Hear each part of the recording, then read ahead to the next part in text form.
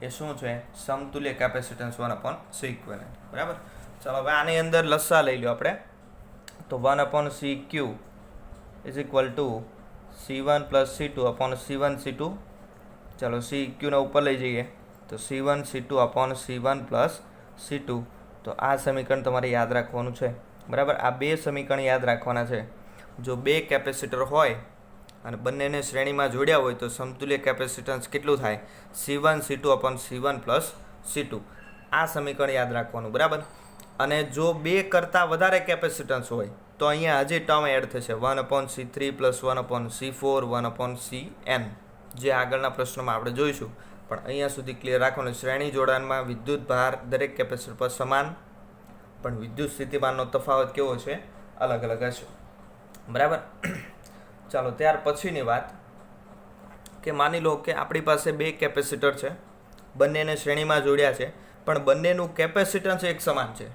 બંને માટે C જેટલું કેપેસિટન્સ છે, તો એનું સમતુલ્ય કેટલું થાય? બરાબર.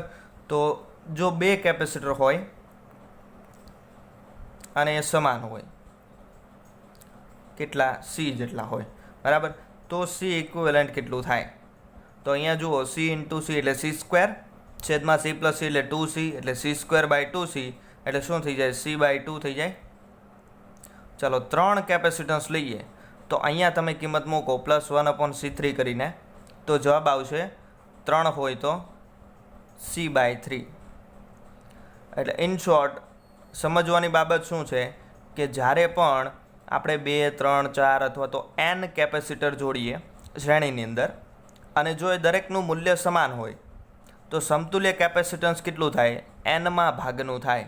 જેટલા કેપેસિટર હોય, જેટલી સંખ્યાના કેપેસિટર હોય એટલા ભાગ કરી દેવાના. બરાબર. એટલે C/2 બે કેપેસિટર થાય, 3 હોય તો C/3, n હોય તો C/n. બરાબર.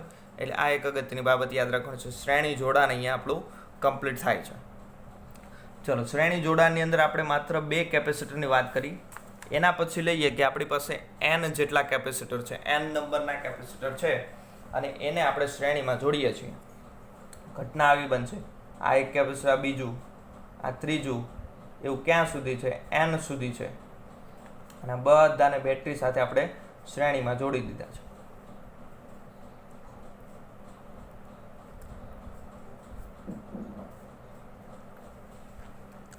ઓકે. તો આ પ્લેટ જે છે positive negative positive negative positive negative. બરાબર. અને અહીંયા પણ એવી જ રીતે થાય. દરેક પર જમા થતો વિદ્યુત ભાર કેવો હશે? એક સમાન હશે. ધારો કે C1ના બે છેડા વચ્ચેના વોલ્ટેજ આવે છે V1, એવી રીતે C2 માટે V2, V3, Vn. Okay. Total voltage બેટરીના કેટલા છે?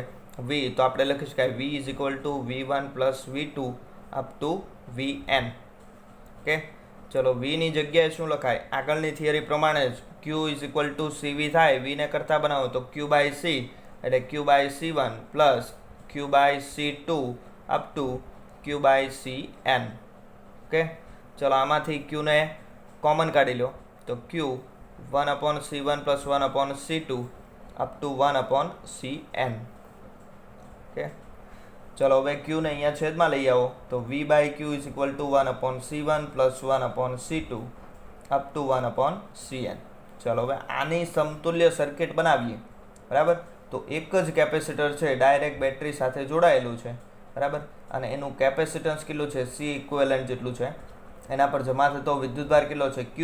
બેટરીના વોલ્ટેજ V છે અને બેટરીમાંથી આવતો વિદ્યુતભાર Q છે. બરાબર. તો આના માટે આપણે V/Qની જગ્યાએ 1/C ઇક્વિવેલન્ટ લખી શકાય is equal to 1/C1 plus 1/C2 up to 1/Cn. તો આ થઈ ગયું n કેપેસિટરને આપણે શ્રેણીમાં જોડ્યા હોય તો એ માટે સમતુલ્ય કેપેસિટન્સ એટલે કે C ઇક્વિવેલન્ટનું સમીકરણ. હવે શ્રેણી જોડાણમાં બીજી એક વસ્તુ આપણે એક્ઝામ્પલ દ્વારા સમજીએ કે માની લો કે આપણી પાસે બે કેપેસિટર છે. એક છે 4 માઇક્રોફેરાડેનું અને બીજું કેપેસિટન્સ છે 2 માઇક્રોફેરાડેનું. બરાબર. તો આ બંનેનું શ્રેણી જોડાણ કરીએ તો સમતુલ્ય કેપેસિટન્સ C ઇક્વિવેલન્ટ ડાયરેક્ટ હમણાં આપણે સમીકરણ જોયું C1 C2 by C1 plus C2. બરાબર. તો આ બેનો ગુણાકાર કરીએ એટલે 4 દુ 8 ગુણ્યા 10⁻6 10⁻6 એટલે -12 છેદમાં C1 પ્લસ C2 એટલે 4 ને 2 6, 10 - 6, બરાબર. ચલો અહીંયા થઈ જાય 4 દુ 8 અને 3 દુ 6 એટલે 4/3 ઇન્ટુ 10⁻⁶. 4/3 એટલે નિયર અબાઉટ 1.33 -6 છે એટલે માઇક્રોફેરાડે. એટલે સમતુલ્ય કેપેસિટર આટલું આવ્યું 1.33 માઇક્રોફેરાડે. આ તો બેનું કોમ્બિનેશન લીધું. 3, 4 કે અથવા તો કોઈ પણ કેપેસિટન્સ લ્યો, જો એને શ્રેણીમાં જોડો તો સમતુલ્ય કેપેસિટન્સ જે છે એ દરેક કેપેસિટન્સ કરતાં નાનું જ હોય.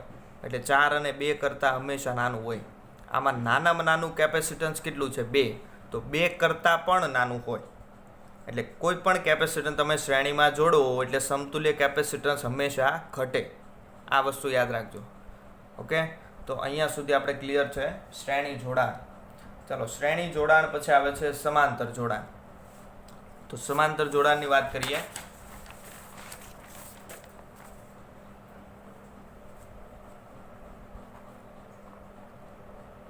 સમાંતર જોડાણ. આ જોડાણ કેવી રીતે કરવાનું? લાઇન ટુ લાઇન નથી કરવાનું. કે માની લો એક કેપેસિટર છે જેનું કેપેસિટન્સ C1 છે, બીજું કેપેસિટર છે, બરાબર. તો આ બંને કેપેસિટરને કેવી રીતે જોડવાના? તો કે ભાઈ બંનેની એક પ્લેટ કનેક્શન કરવાની અને બંનેની બીજી પ્લેટ કનેક્શન કરવાની, બરાબર. અને અહીંથી આ જે બંને પ્લેટ જે જોડી છે એનો આ જે કોમન વાયર છે ત્યાંથી એક તાર કાઢીને અહીંયા બેટરી સાથે જોડવાનો અને અહીંથી બીજો એક તાર કાઢીને અહીંયા બેટરી સાથે જોડવાનો. તો આ જે કનેક્શન થઈ ગયું એને આપણે કહીશું સમાંતર જોડાણ, બરાબર છે. આ બેટરીનો પોઝિટિવ છેડો, નેગેટિવ 20 વોલ્ટની બેટરી છે આપણી પાસે. આ કેપેસિટર જે છે એનું C1 કેપેસિટન્સ છે અને આનું C2 છે.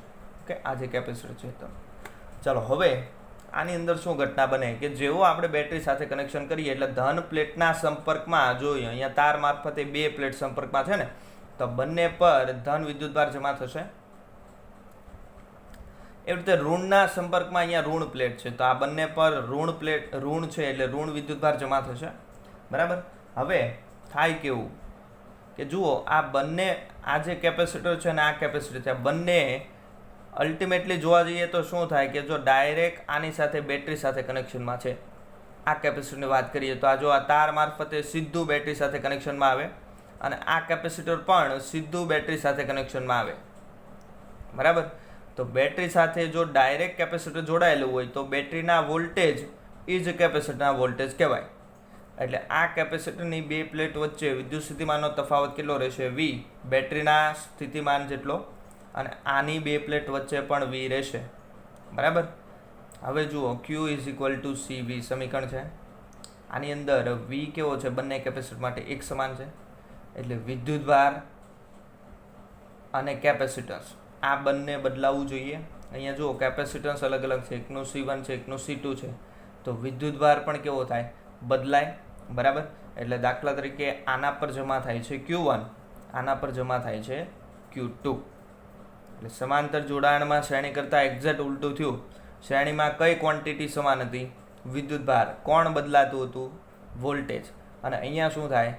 વોલ્ટેજ સમાન રહે બંને કેપેસિટરના, કારણ કે ડાયરેક્ટ બેટરી સાથે જોડાયેલા છે 2 છેડા. અને કોણ બદલાય? વિદ્યુતભાર બદલાય, બરાબર. હવે બેટરી જે છે એ દાખલા તરીકે Q જેટલો વિદ્યુતભાર આપે છે તો Q = શું લખી શકાય? Q1 + Q2. તો અહીંયા આપણે લખી શકાય Q = Q1 + Q2. ઓકે, ચલો Q છે, Qની જગ્યાએ CV લખો તો અહીંયા લખાય C1V, V તો બંને માટે સમાન છે, પ્લસ C2V = Q. આ Q જે છે શું છે? બેટરીમાંથી આવતો વિદ્યુતભાર. દાખલા તરીકે આ બંનેની જગ્યાએ એક સમતુલ્ય કેપેસિટન્સ દર્શાવું, C ઇક્વિવેલન્ટ, બરાબર, અને એને બેટરી સાથે કનેક્શનમાં આપું તો આના 2 છેડા વચ્ચે વિદ્યુત સ્થિતિમાન V આવશે અને એના પર જમા થતો વિદ્યુતભાર Q આવશે અને અહીંથી V વોલ્ટ મળે છે, બરાબર. ચાલો હવે આ બંનેમાંથી હું V ને કોમન કાઢી લઉં છું તો C1 + C2 વધે = Q. ચલો V ને છેદમાં આવી દો તો Q/V = C1 + C2. Q/V. હવે આ કેપેસિટરની વાત કરીએ તો Q = CV સમીકરણ વાપરીએ તો આમાંથી C ની જગ્યાએ શું મુકાય? C equivalent. તો C ઇક્વિવેલન્ટને કરતા બનાવીએ એટલે V છેદમાં જાય Q/V. તો Q/V ની જગ્યાએ શું લખાય? C equivalent = C1 + C2. આ સમીકરણ થઈ ગયું સમાંતર જોડાણ માટે સમતુલ્ય કેપેસિટન્સનું સમીકરણ. સિમ્પલ વાત છે, સમાંતર એકદમ ઇઝી છે. સમાંતરમાં તમે કોઈ પણ કેપેસિટર જોડો એટલે દરેકના કેપેસિટન્સનો ડાયરેક્ટ સરવાળો થાય. આ થઈ ગયું સમતુલ્ય કેપેસિટન્સ. એટલે આમાં યાદ રાખવાની બાબત કઈ છે કે વિદ્યુતભાર વહેંચાઈ જાય. વિદ્યુતભાર જે બેટરીમાંથી દાખલા તરીકે 10 કુલમ આવ્યો તો એક કેપેસિટરમાં 4 જાય તો બીજામાં 6 જાય, બરાબર, એવી રીતે વહેંચાઈ જાય. પણ બેટરી જો 10 વોલ્ટની હોય તો બંનેના વોલ્ટેજ કેવા રહેશે? 10 વોલ્ટ, એક સમાન રહેશે. ઓકે, એટલે આ થઈ ગયું બે કેપેસિટરનું સમાંતર જોડાણ. હવે બેની જગ્યાએ આપણે n કેપેસિટર લઈએ અને સમાંતરમાં જોડીએ છીએ.